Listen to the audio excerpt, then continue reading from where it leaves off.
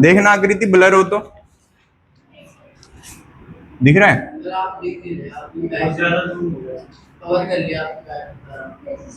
ये देखो बोर्ड पे आ रहा है। एक सेकंड पहले लिख देता हूँ फिर देखूंगा ताकि पता चल सके कि कहाँ तक कवर कर रहा है। हाँ मुझे ये देखना था कवर कहाँ तक कर रहा है।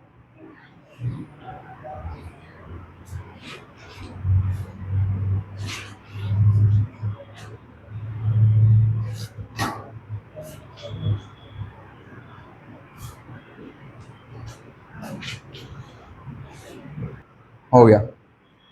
चलो जी, तो अब आते हैं मैसोल साइकिल के फेजेस पे। तो पहला फेज कौन सा था आकृति? कौन सा? मेंसिस। कौन सा था? मेंसिस। तो मेंसिस मतलब ब्लीडिंग फेज। कौन सा फेज? Bleeding phase. तो ब्लीडिंग फेज कितने टाइम का था? तो यहाँ पे इसकी डेफिनेशन क्या होती है? मेंस्ट्रुअल फ्लो, ठीक है, for menstrual flow for 3 to 5 days, ठीक है। तो 3 से 5 दिन के लिए क्या होता है? मेंस्ट्रुअल फ्लो होता है, इसे मेंसिस कहते हैं। और ये क्या बताता है? It mark beginning of cycle. It mark beginning of cycle. तो ये साइकिल की शुरुआत को बताता है। तो it mark beginning of cycle. It mark beginning of cycle. menstrual flow for 3 to 5 days and it mark beginning of cycle। First point ये हो गया, ठीक है। इसमें होता क्या है? In this phase endometrium break down। in this phase endometrium break down and shed by birth canal, shed by birth canal। तो इस फेज में क्या होता है? एंडोमेट्रियम जो होती है वो ब्रेक डाउन हो जाती है और शेड होने लग जाती है, गिरने लग जाती है फ्रॉम बर्थ कैनाल। ये हो गया किसके बारे में? मेंसिस के बारे में।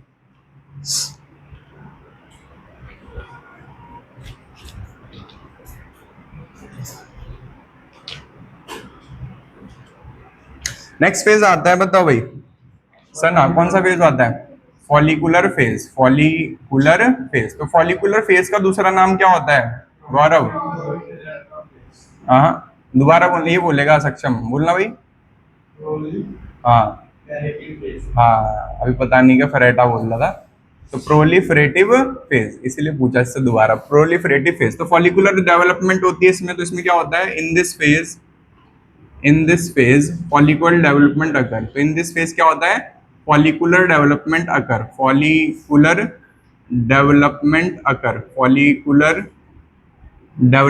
अकर। तो फॉलिकल्स की डेवलपमेंट होती है इस फेज में। कहां से कहां तक डेवलपमेंट होती है फॉलिकल्स की इस फेज में? कोई बच्चा बताओ। फ्रॉम प्राइमरी फॉलिकल, पता नहीं क्या बोल रहे, प्राइमरी फॉलिकल टू, ठीक है, primary follicle to mature Graafian follicle, ठीक है। तो in this phase follicular development occur from primary follicle to mature Graafian follicle. ये डेज बोल रहे होंगे, ठीक है।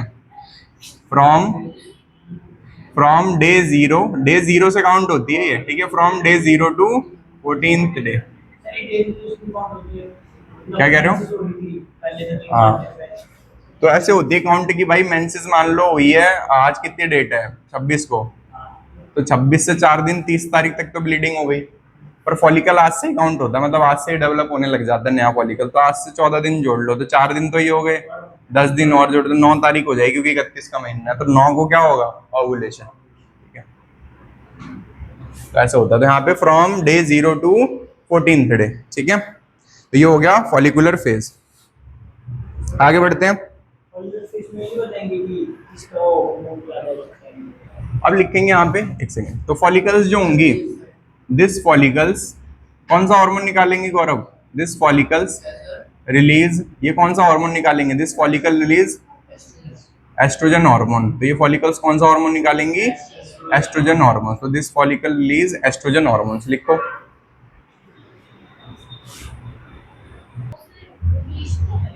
क्या कह रहे हो? ओवुलेशन अभी आएगा, ठीक है, अभी आएगा, इसी में आएगा पॉइंट।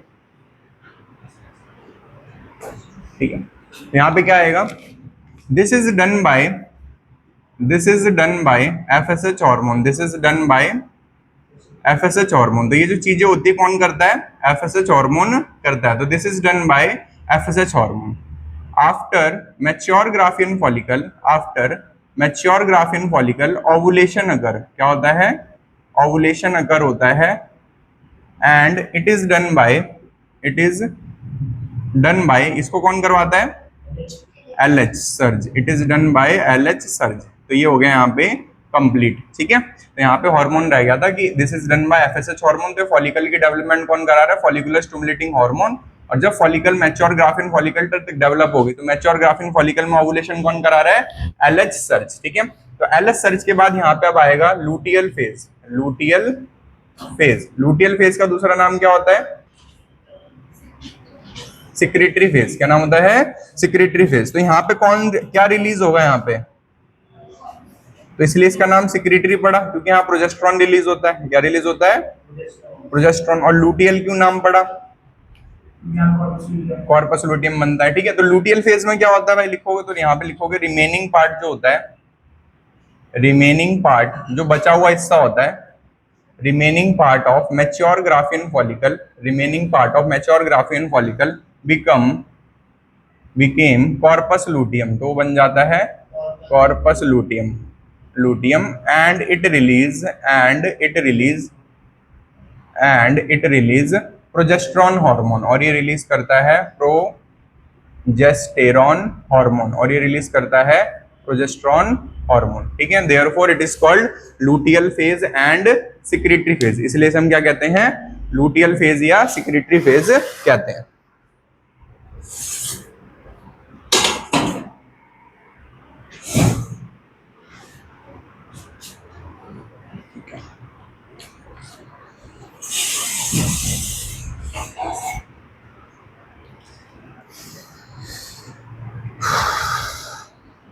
अब लिखेंगे नेक्स्ट पॉइंट, इसके बाद क्या होगा भाई, तो यहाँ साइड में लिख रहा हूं, तो इसके बाद होगा, इसी में आएगा। ठीक है, लुटियल फेज के बाद progesterone after some time progesterone level decreases, after some time progesterone level decreases. तो प्रोजेस्टेरॉन का जो लेवल होता है वो डिक्रीज हो जाता है, डिक्रीजेस। एंड मेंस्ट्रुअल अकर, और नई साइकिल जो होती है वो स्टार्ट हो जाती है। एंड न्यू स्टार्ट, बोलो भाई गौरव, कुछ बोल लेते। ठीक है, और नई साइकिल क्या हो जाती है, स्टार्ट हो जाती है। तो इसके बाद आएगा ये पॉइंट कि भाई जो प्रोजेस्टेरॉन का लेवल होता है वो धीरे धीरे कम हो जाता है, और जो प्रोजेस्टेरॉन का लेवल धीरे धीरे कम हो जाता है तो नई साइकिल स्टार्ट हो जाती है। हाँ बोलो। तो अब हेडिंग डालेंगे सारे बच्चे, hormones of menstrual cycle, hormones of menstrual cycle, hormones of menstrual cycle. तो मेंस्ट्रुअल साइकिल के कौन कौन से हॉर्मोन्स होते हैं, तो सबसे पहला हार्मोन होता है इसका पिट्यूटरी हार्मोन्स। कौन सा होता है, पिट्यूटरी हार्मोन्स। तो हेडिंग डालेंगे पिट्यूटरी हार्मोन्स। तो पिट्यूटरी हार्मोन में पहला हार्मोन कौन सा होता है प्रंजल, बताओ भाई। फॉलिकल की डेवलपमेंट कौन करा रहा था प्रंजल, कौन करा रहा था फॉलिकल की डेवलपमेंट, FSH। कौन करा रहा था, FSH। तो फॉलिकुलर स्टिमुलेटिंग हार्मोन, तो पहला कौन सा होता है, follicular stimulating hormone, stimulating hormone, follicular stimulating hormone. ठीक है, सेकंड जो होता है उसका नाम होता है LH, तो उसका नाम होता है ल्यूटिनाइजिंग हार्मोन।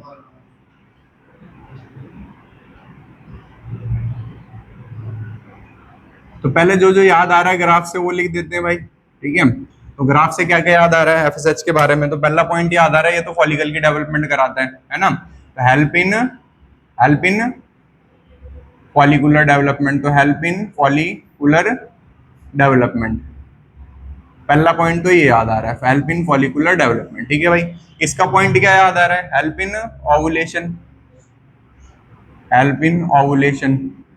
चलो जी, अगला पॉइंट देखो तुम्हें ग्राफ से फिर याद आएगा। जब फॉलिकल डेवलपमेंट होती है तो कौन सा हार्मोन निकलता है, एस्ट्रोजन। तो it help in formation of oestrogen, it help in formation of oestrogen. अब तुमने ध्यान दिया हो, जब ये फॉलिकल की डेवलपमेंट हो रही होती है उसी टाइम पे किसकी डेवलपमेंट हो रही होती है? एंडोमेट्रियम की। किसकी? एंडोमेट्रियम की। तो नेक्स्ट पॉइंट क्या आएगा? Help in endometrium development. Help in endometrium development. तो किसकी डेवलपमेंट कराता है? एंडोमेट्रियम डेवलपमेंट, जिसको यूट्राइन डेवलपमेंट भी लिखा होता है। तो एंडोमेट्रियम डेवलपमेंट हो गया।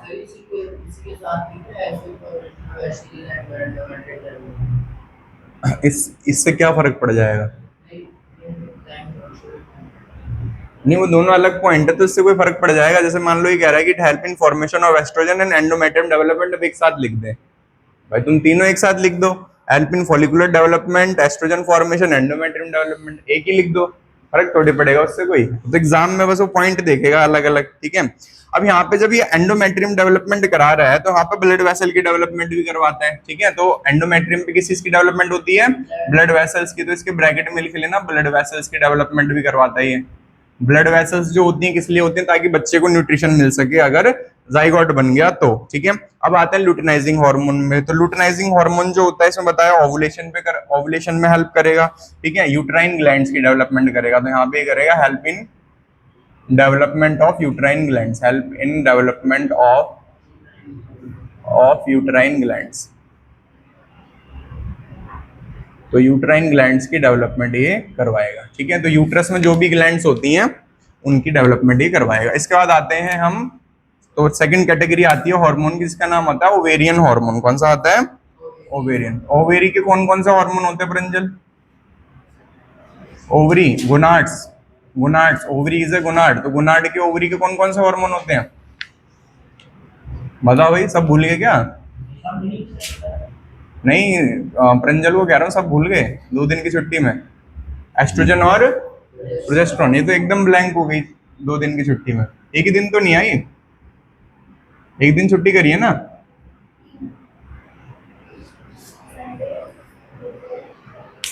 हाँ दे दो, तुम्हें तो पूरा चैप्टर ही भूल गए इतनी देर में। एस्ट्रोजन एंड प्रोजेस्टेरोन, वीडियो देख लेना आप बैठ के आराम से, वरना तो रह जाएगा पूरा चैप्टर। तो ओवेरियन हार्मोन में पहला आता है एस्ट्रोजन। तो एस्ट्रोजन बताओ भाई, पहला पॉइंट आएगा, कौन रिलीज कर रहा है इसे? हाँ, फॉलिकुलर सेल्स, ठीक है। तो it is formed by granulosa cell. Granulosa cells. और ग्रैनुलोसा सेल का दूसरा नाम क्या होता है? Follicular sales.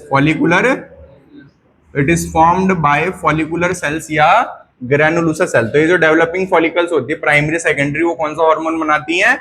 एस्ट्रोजन, ठीक है। सेकंड पॉइंट आता है एस्ट्रोजन के बारे में।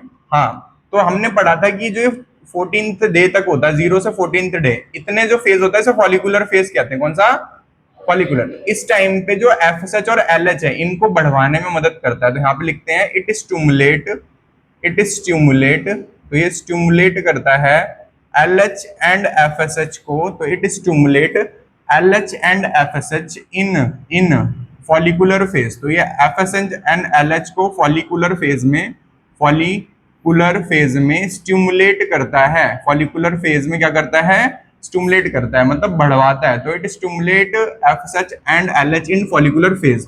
और जब इनका काम खत्म हो जाता है, ओवुलेशन हो जाती है, तो FSH और LH को बंद करा देता है इन लूटियल फेज में, ठीक है, जहां कॉर्पस लूटियम बनता है। तो and it inhibit LH and FSH, तो ये इनहिबिट कर देता है LH एंड FSH को। तो LH एंड FSH को बंद कर देता है इन लूटियल फेज, या उसका दूसरा नाम था सिक्रेटरी फेज। तो लूटियल फेज, तो ये तुम्हें पता होना चाहिए कि पहले फेज में इसको बढ़वाता है और दूसरे फेज में इन दोनों को कम करवा देता है, ठीक है। अब आता है एस्ट्रोजन के बारे में। Next point, it help in development of endometrium. तो यहाँ पे ऊपर भी वही पॉइंट आया था। तो it help in endometrium development. तो ये एंडोमेट्रियम डेवलपमेंट कराता है। It help in development of secondary sexual characters, जो फीमेल्स में होते हैं। तो it help in development of secondary sexual character. तो फीमेल के जो सेकेंडरी सेक्सुअल कैरेक्टर्स होते हैं वो कौन डेवलप करवाता है? एस्ट्रोजन, ठीक है। तो ये हो गया यहाँ पे secondary sexual characters. Next point आता है इसका एस्ट्रोजन का। ये डिक्रीज करता है कोलेस्ट्रॉल लेवल को, तो इट डिक्रीज कोलेस्ट्रॉल लेवल, ये डिक्रीज करता है cholesterol level, cholesterol level, it decrease cholesterol level in females, तो फीमेल्स में कोलेस्ट्रॉल को कम करता है नेचुरली, तो it decrease cholesterol level in females, therefore heart attack chances in females are less, therefore heart attack chance in females, ठीक है, तो heart attack chance in females are less, ठीक है, तो फीमेल्स में हार्ट अटैक का chance क्या होता है, कम होता है, बिकॉज ऑफ एस्ट्रोजन, ठीक है। तो ये हो गया यहाँ पे एस्ट्रोजन के बारे में खत्म।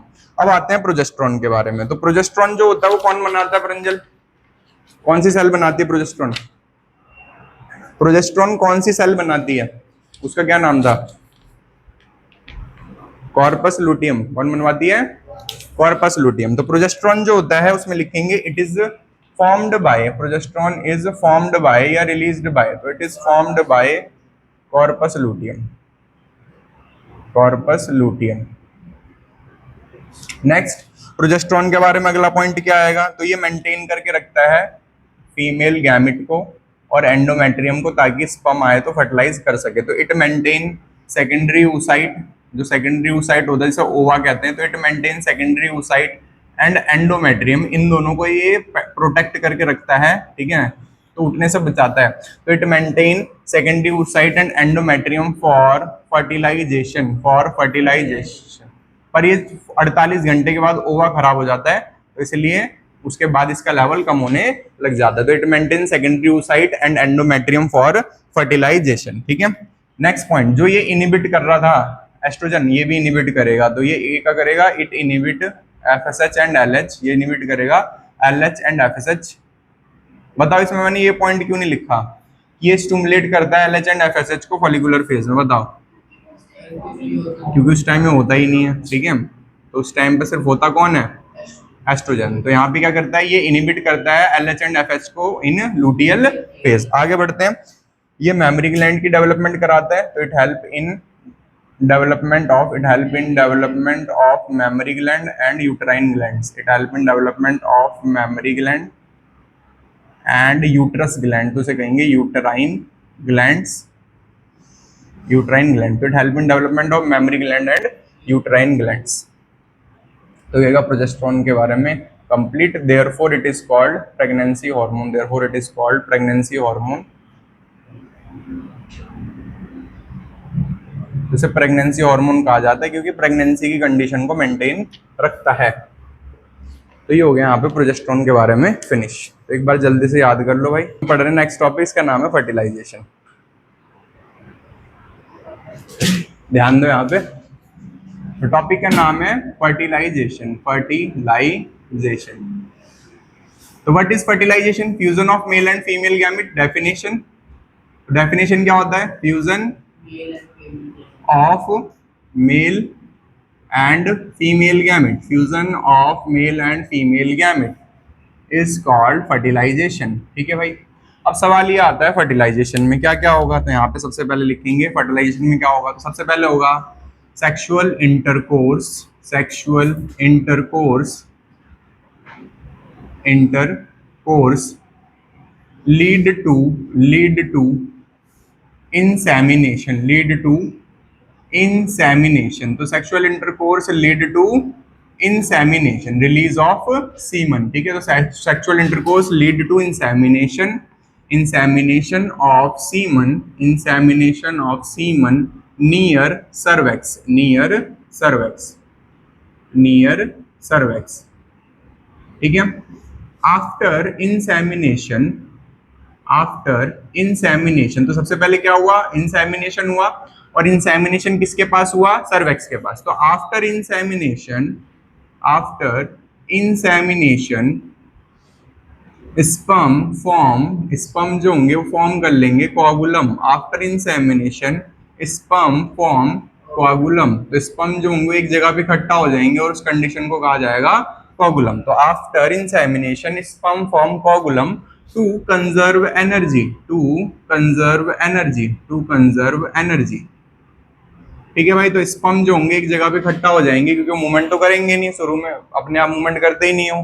तो after insemination sperm form coagulum to conserve energy. इसके बाद क्या होगा भाई? आफ्टर सम टाइम, कुछ समय बाद, प्रोस्टाग्लैंडिन, प्रोस्टाग्लैंडिन, तो प्रोस्टाग्लैंडिन किसका हार्मोन है? सेमिनल वेसिकल का, ठीक है। तो आफ्टर सम टाइम प्रोस्टाग्लैंडिन कज कज कॉन्ट्रैक्शन, वो कॉन्ट्रैक्शन करवाने लग जाएगा फीमेल के रिप्रोडक्टिव स्ट्रक्चर में। तो after some time prostaglandin cause contraction in female tract, वो करने लग जाएगा contraction in female tract, which lead to, जिसकी वजह से क्या होगा? Which lead to breakdown of coagulum, which lead to breakdown of coagulum. तो ये जो कोगुलम है, जो स्पर्म एक जगह पे इकट्ठा हुए थे, तो ये कोगुलम ब्रेक हो जाएगा, which lead to breakdown of coagulum and upward movement, upward movement of sperm occur. तो यहाँ पे फिर दोबारा बता रहा हूँ, स्पर्म ने अपने आप मूवमेंट नहीं करी, किसकी वजह से मूवमेंट हुई है? कॉन्ट्रैक्शन की वजह से, ठीक है। तो upward movement of sperm occur, तो स्पर्म की अपवर्ड मूवमेंट होगी। तो ये यूट्रस के लोअर वाले हिस्से में, मतलब सर्वेक्स के ऊपर की तरफ आ गए हैं, ठीक है। अब यहाँ पे क्या होगा भाई? अब स्पर्म अपनी मूवमेंट खुद करेंगे, तो इसमें क्या होगा? After 6 to 7 hours, after 6 to 7 hours, तो 6 से 7 घंटे के बाद कैपिस्टेशन रिएक्शन अकर। क्या होगा? कैपिसिटेशन रिएक्शन अकर। तो 6 से 7 घंटे के बाद एक रिएक्शन होगी, उसका नाम होगा कैपिस्टेशन रिएक्शन। तो इसमें क्या होता है? इसमें कैपिस्टेशन रिएक्शन में एंट्री होगी स्पर्म के अंदर कैल्शियम की, तो entry of calcium in sperm, तो स्पर्म के अंदर कैल्शियम की एंट्री होगी एंड स्पर्म के अंदर से रिमूव हो जाएगा cholesterol, removal of cholesterol from sperm. तो स्पर्म के अंदर एंट्री होगी किसकी? कैल्शियम की, और क्या बाहर निकल जाएगा? कोलेस्ट्रॉल बाहर निकल जाएगा। तो जिसकी वजह से स्पर्म के अंदर कैल्शियम आ चुका है, कोलेस्ट्रॉल बाहर जा चुका है, तो कोलेस्ट्रॉल जो होता है स्पर्म की मूवमेंट को रोकता है। अब उसकी मूवमेंट होगी फास्ट। यहाँ पे अगला पॉइंट क्या आएगा? तो यहाँ तक खत्म हो गया। यहाँ पे क्या क्या हुआ जरा समझाता हूँ। सेक्सुअल इंटरकोर्स हुआ और क्या रिलीज हुआ? स्पर्म ने क्या बना लिया एक जगह इकट्ठा होके? कोगुलम ब्रेक हुआ। किसकी वजह से ब्रेक हुआ? प्रोस्टाग्लैंडिन से। किससे हुआ? प्रोस्टाग्लैंडिन के बाद स्पर्म के अंदर किसकी एंट्री हुई? कैल्शियम की। किसकी एंट्री हुई? कैल्शियम की। क्या रिमूव हुआ? कोलेस्ट्रॉल, ठीक है। अब स्पर्म के अंदर जो है फास्ट मूवमेंट होगी। तो आफ्टर कैपिस्टेशन रिएक्शन पहली बार स्पर्म मूवमेंट करता है, ठीक है। तो यहाँ पे क्या होगा? तो अब क्या होगा? स्पर्म मूव जो करेगा, स्पर्म मूव टुवर्ड्स, स्पर्म जो होगा मूव टुवर्ड्स। तो अब पहली बार उसने मूवमेंट करी है, तो स्पर्म मूव टुवर्ड्स एम्प्यूला, कहाँ की तरफ मूव करेगा? एम्प्यूला ऑफ फैलोपियन ट्यूब, कौन कौन से हिस्से होते हैं? इनफंडिबुलम, एम्प्यूला एंड इस्थमस, ठीक है। Isthmus, ampulla and infundibulum. तो sperm move towards ampulla of fallopian tube. तो पहली बार स्पर्म की मूवमेंट होती है फैलोपियन ट्यूब की तरफ, ठीक है। और यहां तक पहुंचते पहुंचते ओनली 100 स्पर्म लेफ्ट। तो हमने पढ़ा था एक इजैकुलेशन में कितने स्पर्म होते हैं? 300 मिलियन। और 300 मिलियन में से इस एम्पुला तक कितने पहुंच पाते हैं? 100। फीमेल वाली डाटा क्यों बता रहे हो, ठीक है। तो only 100 sperm left due to, क्यों हो पाता है? Due to acidic nature, mucus and phagocytosis inside female tract. तो फीमेल ट्रैक्ट के अंदर बहुत सारे स्पर्म मार दिए जाते हैं एसिडिक नेचर की वजह से, म्यूकस की वजह से और फैगोसाइटोसिस की वजह से। वहां पे कुछ सेल्स होती हैं जो इनको किल कर देती हैं, ठीक है। तो 100 स्पर्म बचते हैं 300 मिलियन में से, ठीक है। अब यहाँ पे ना एक नोट डाल के पॉइंट समझना है। तो एक ना कॉपर टी करके एक वो होती है कॉन्ट्रासेप्टिव, ठीक है। तो कॉपर टी जो होती है वो क्या रिलीज करती है अपने अंदर से? कॉपर। क्या रिलीज करती है? कॉपर जो होती है ये कैल्शियम की एंट्री को ब्लॉक करता है। तो ये क्या करता है? कैल्शियम को क्या करता है?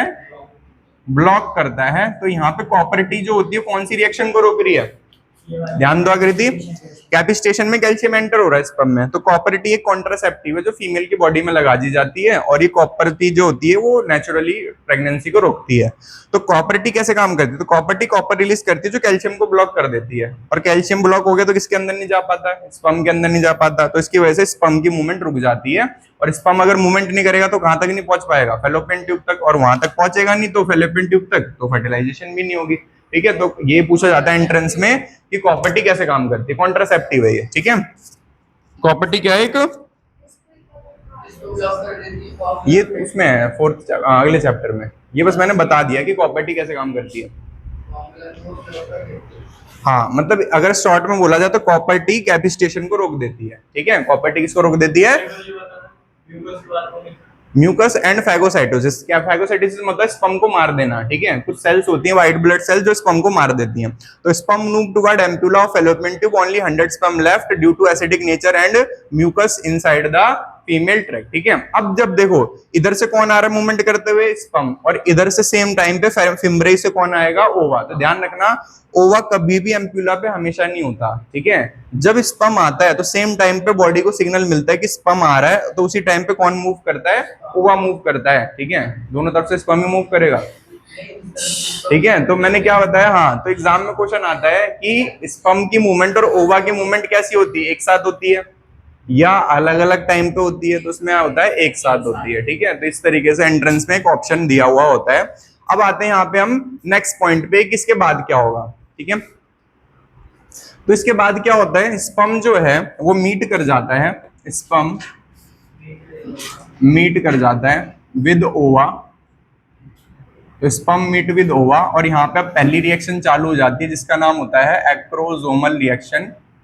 एक्रोजोमल रिएक्शन अकर, और क्या शुरू हो जाती है? Acrosomal reaction occur. तो एक्रोजोमल होता है कि जो स्पर्म की टिप पे एंजाइम होते हैं वो ब्रेक करने लग जाते हैं किसकी मेम्ब्रेन को? ओवा की मेम्ब्रेन को। तो इतना ही लिख लो, नेक्स्ट क्लास में करेंगे अब।